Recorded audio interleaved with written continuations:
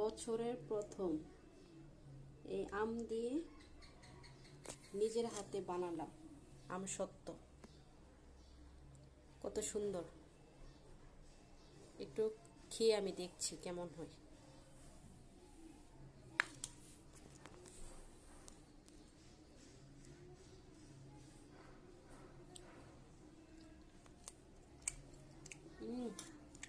অনেক মজা। দেখেন কত সুন্দর দেখতে, যেমন পুর হয়েছে, খেতে তেমন মজা হয়েছে।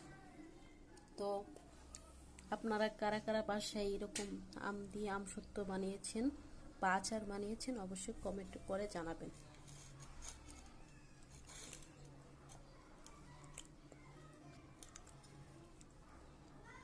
এখন আমি সবগুলো খাবো।